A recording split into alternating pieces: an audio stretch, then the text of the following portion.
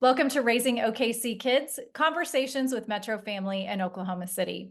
I'm Erin Page, and joining me today is Christen Westdyke to honor National Foster Care Awareness Month. Welcome, Christen. Thanks so much for being here. Thank you so much for having me. It's always great to be able to discuss these topics surrounding foster families that we're so passionate about. So thank you again. Well, I'm looking forward to learning more from you today. Before we get started, I want to tell our listeners just a little bit more about you. Christen is the program administrator for Enhanced Foster Care for Oklahoma Human Services. One of the things she's going to help us do today is debunk some of those common myths or stereotypes around foster care. But before we do that, Christen, let's start with your title. What is enhanced foster care and how is it different from traditional foster care? Great question. So Oklahoma Human Services strives to provide children with opportunities to gain hope and healing. At no fault of their own, some children develop complex behavioral, medical, developmental, and mental health needs that lessen their likelihood for success in traditional foster care. In these cases, enhanced foster care, also known as EFC, can provide children in Oklahoma Human Services or tribal custody with an elevated level of care that identifies their individual needs and uses a trauma-informed approach to facilitate their healing. Our program is a service category within the continuum of care that helps children with complex needs in traditional or kinship homes by connecting them and their foster parents with additional treatment, support, and training. EFC is a proactive effort to stabilize children and prevent the need for higher level of care. EFC services are not provided to children who are not placed in a family-like setting or those who are served by our therapeutic foster care or intensive treatment family care services. EFC's goal is to equip families with skills and tools to parent therapeutically. This type of parenting promotes placement stability and positive outcomes. Because EFC supports the whole family, not just the child, foster parents must agree to participate in these services as well. And I have been impressed the more I've learned about EFC, how much support is available to parents. I have had the opportunity to interview two just remarkable foster moms serving children through EFC. And one of the things they have mentioned is how supportive Oklahoma Human Services has been in their journeys, from giving them intensive training on the front end to all of that ongoing wraparound support and parenting help as they're in the midst of their journeys.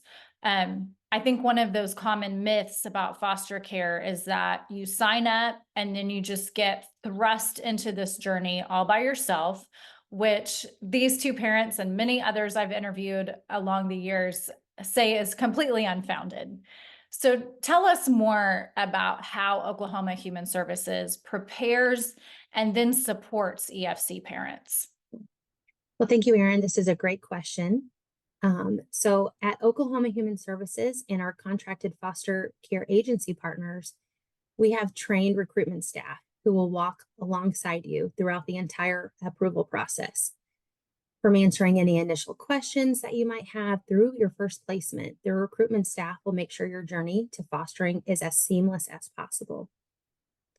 And once approved, you'll have an Oklahoma Human Service or an agency partner trained resource family staff member who will be assigned to your family on a permanent basis.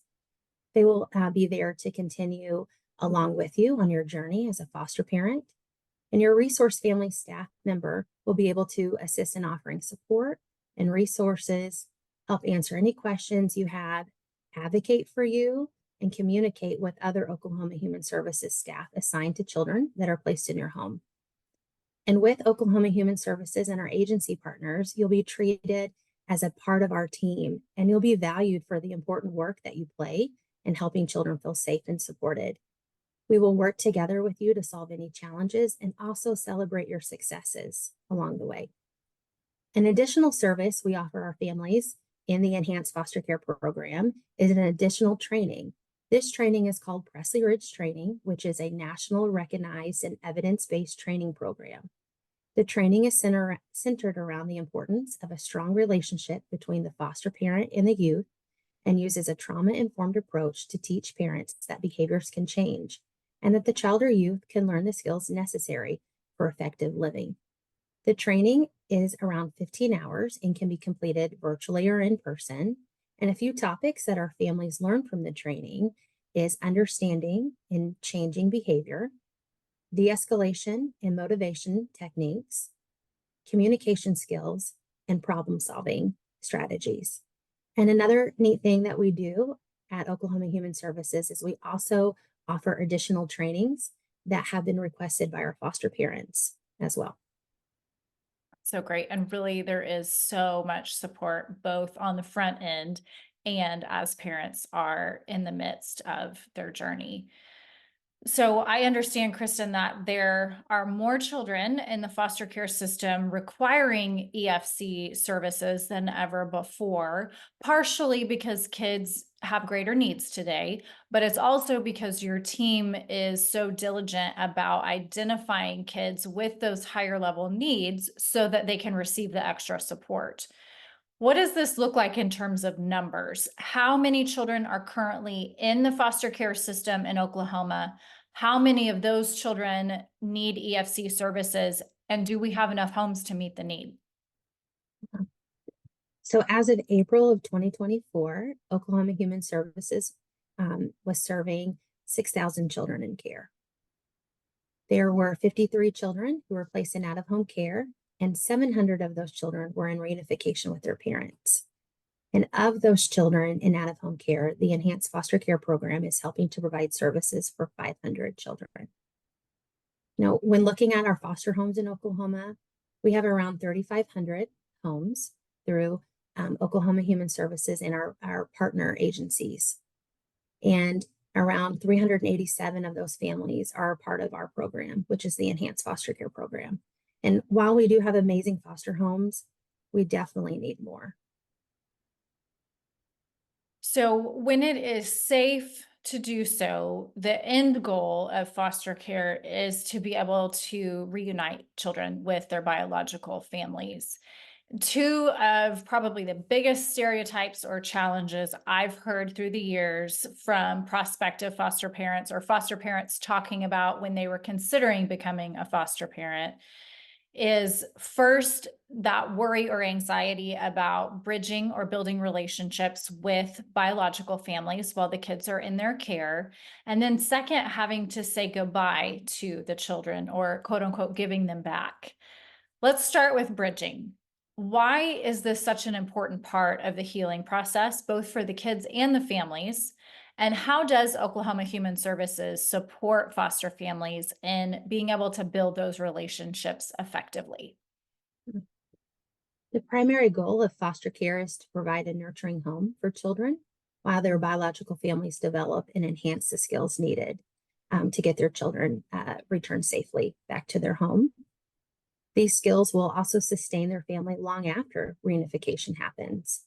And foster parents don't just foster children, they actually foster biological families too, and often support and encouragement to the parents and children as they become healthy and whole again.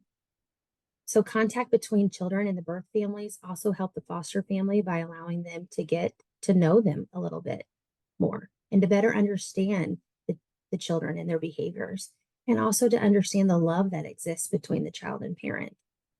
Children who do not see their family often lose hope and do not understand what's happening to them. So when biological families have contact with their children, we have found that this parent-child interaction generates hope and allows families to build on existing strengths and supports the development of the child-parent bond. Family time provides a place where parents can work on behaviors that cause children to be unsafe.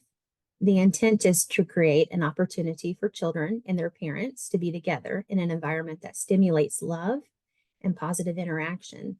Family time has to be a teaching environment where the parents can learn to parent in ways that makes the child safe. That makes so much sense when you explain it like that. And while I know that that can be hard for foster parents to build those relationships, What I get to see through talking both with foster parents and biological parents is what a huge difference that makes in the long run. So, thanks for walking us through that, Kristen. The second piece of this, having to say goodbye to a child when they transition out of your home is, of course, very hard for foster parents. Sometimes foster parents get to continue to have a relationship with the child and their forever home, but sometimes they don't. How does Oklahoma Human Services help prepare foster families for that transition in their journey? Thank you again. This is a great question. So thank you for allowing us some space to answer this. So at Oklahoma Human Services, we believe every child deserves a safe and loving home every day. That is why we make it our mission to equip biological and foster families with the tools necessary to provide children with the support they need to grow and develop into healthy adults. Our child welfare specialists walk alongside you throughout this entire process. So our hope is that through the bridging processes, the foster parents and the biological parents will keep their connection. We have seen many foster parents continue to be an extended part of the biological family once the child has returned home. However, we know there is likely grief associated with a child returning home, and this is normal. Every child deserves to be loved by a safe and caring adult. This is something we talk about from the very beginning. It's reminding families that if they are struggling with a child leaving their home, we are here to support them in that change. As an agency whose goal is to keep families whole and thriving, we want reunification to be the outcome. Foster families who are concerned they might be struggling with a child leaving their home should communicate those concerns as soon as possible to the resource family staff so they can support them in processing through this change. Resource staff have a lot of experience with helping families manage change and can talk to them about ways they might process their feelings among the other adults in the home, as well as their children and the children transitioning out. It's also about reframing the process with the foster family. The positive impact that they've had on a child, no matter how long or how short the time they were there with them, is a lifelong thing. While the foster family might be experiencing loss in their lives, that child might be reunifying with their family.